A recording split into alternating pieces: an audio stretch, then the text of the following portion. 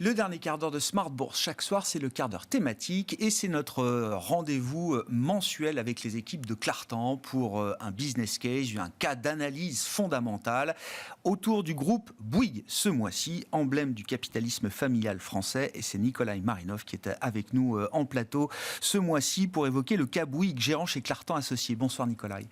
Merci beaucoup d'être là. Bouygues, évidemment, alors on ne présentera pas Bouygues, mais si, quand même. Revenons un peu sur l'histoire de Bouygues. Une histoire de plus de 70 ans maintenant. Si on donne quelques éléments peut-être historiques du groupe Bouygues, qu'est-ce qu'il faut savoir, Nikolai, pour comprendre ce qu'est devenu Bouygues aujourd'hui depuis sa création dans les années 50 ? Donc, Bouygues est aujourd'hui effectivement un conglomérat constitué de 3 pôles construction, médias à travers TF1 et Télécom.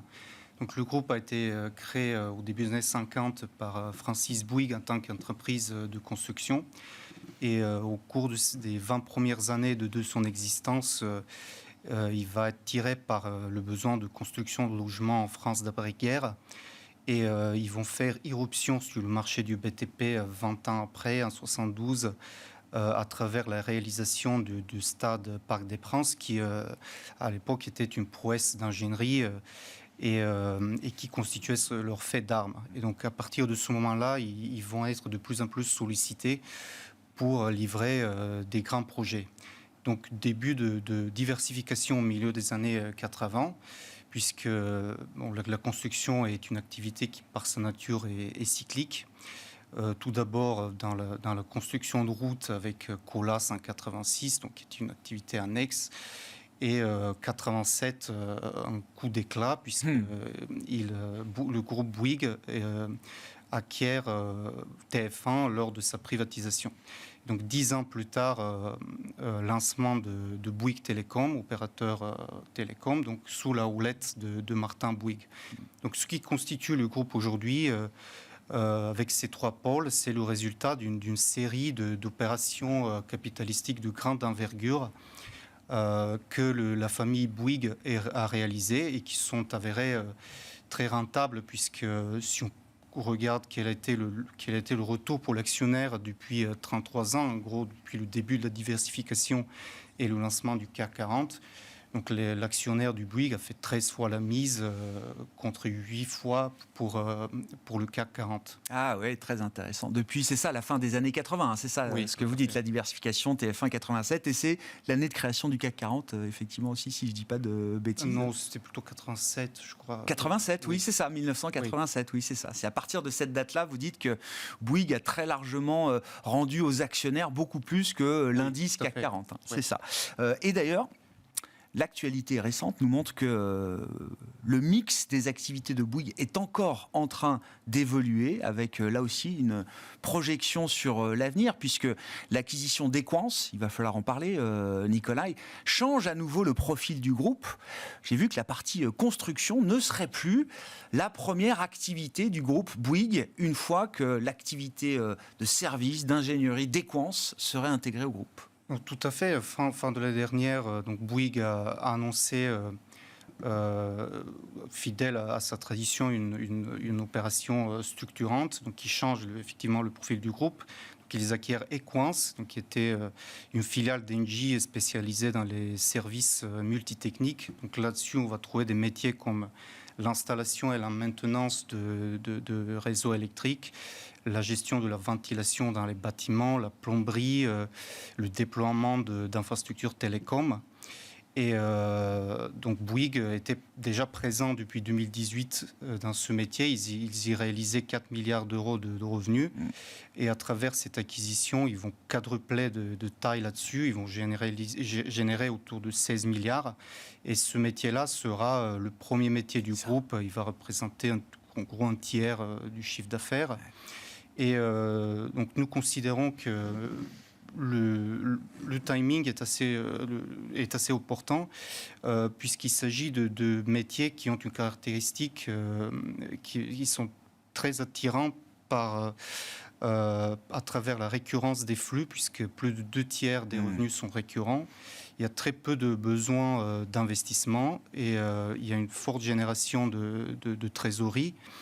Et on est à un moment où la croissance va accélérer, puisque ces métiers sont au cœur de la transition énergétique. Il y a fort besoin de réduire la consommation énergétique des bâtiments, d'adapter le réseau électrique aux renouvelables. Donc on est sur sur des métiers qui vont croître de 3 à 4% pendant 20 ans.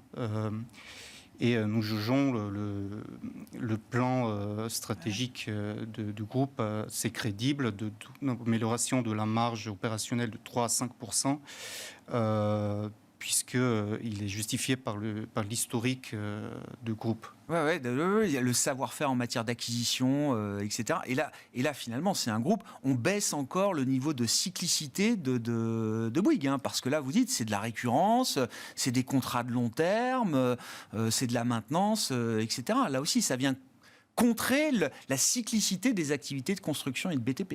Exactement, c'est le fil conducteur La des opérations que la famille Bouygues a réalisées. C'est un point important à souligner, c'est que ça reste une entreprise familiale. La famille Bouygues contrôle 24% du capital.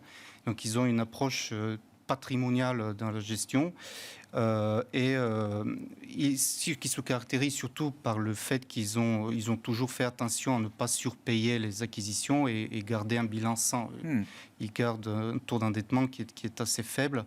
Et deuxième point important à souligner, c'est l'actionnariat salarial. Oui. Puisque dès les années 60, ils vont mettre en place un dispositif d'actionnariat salarial. Donc aujourd'hui, c'est 20% du capital. Le pourcentage le plus élevé du CAC. Donc nous considérons que dans l'économie du XXIe siècle, la fidélisation des employés est un facteur clé de succès. Est-ce qu'il y a... Alors, c'est toujours le grand sujet avec les entreprises familiales. En tant que minoritaire, on a envie d'être aux côtés d'une famille comme Bouygues et des 20% de salariés actionnaires. Est-ce qu'il y a un risque d'asymétrie de traitement des actionnaires minoritaires chez Bouygues ou pas du tout, Nicolas ? Non, nous ne considérons pas qu'il y a un risque particulier. On voit à travers la rémunération des actionnaires est resté en progression. Le dividende a augmenté année après année. Et il y a un retour pour l'actionnaire qui a été considérable. Et donc, tactiquement ou même stratégiquement, hein, sur du long terme, mais en tout cas, tactiquement, vous avez trouvé que c'était le bon moment pour remettre du Bouygues dans les portefeuilles. J'imagine que c'est une valeur que vous avez peut-être déjà eu en portefeuille. Clartan a peut-être déjà eu du Bouygues en portefeuille dans le passé, auparavant. Mais là, vous dites c'est le bon moment de revenir. On est autour de 32 euros. Mais c'est un bon moment là pour revenir sur Bouygues. Oui, nous considérons que le potentiel d'appréciation est assez important. Non seulement à travers l'accélération de la croissance des services, mais puisque l'ensemble des métiers du groupe ont des belles perspectives à long terme, que ce soit la construction. Bouygues est un groupe mondial, ils sont présents dans le monde entier. Donc c'est un marché qui croît par la croissance démographique et l'urbanisation. Les télécoms, c'était longtemps un marché déflationniste en France. Et Bouygues a su très bien tirer son épingle du jeu, puisque depuis 2015, c'est l'opérateur le plus conquérant et qui d'ailleurs a doublé sa marge de profitabilité. Et c'est un core asset pour eux aujourd'hui, les tout télécoms. À fait. Et enfin, TF1... il y a un an, ils ont annoncé un projet de fusion avec le groupe M6, donc qui va permettre à l'entité combinée de devenir un acteur de taille dans le streaming et il va permettre le dégagement de synergies. Mais bon, l'opération est encore suspendue aux autorités régulatrices. Ce n'est pas... c'est pas validé encore. Non, c'est pas validé encore. Du cadre d'investissement. Ouais. Bon, en tout cas, c'est l'acquisition d'Equance, si je comprends, qui vous a fait revenir sur ce dossier. Tout à fait, et en analysant les perspectives du groupe à long terme, avec des projections pour chaque division, nous considérons qu'il y a un potentiel de revalorisation aux alentours de 16% par an entre la croissance bénéficiaire, le dividende, et le multiple. Ouais. Très intéressant. On est autour de 32 € pour le titre Bouygues aujourd'hui, en cette fin de semaine. Merci beaucoup, Nicolas. Merci d'avoir été avec nous pour ce rendez-vous mensuel, ce business case chaque mois qu'on vous présente avec les équipes de Clartan associés. Nicolas Marinov qui était avec nous ce mois-ci, gérant chez Clartan. Et le cas du mois, vous l'avez compris, c'était le cas Bouygues. Voilà pour cette émission Smart Bourse qui se termine. Très bon week-end. On se retrouve non pas lundi, mais mardi à 12h30 en direct sur Bismart.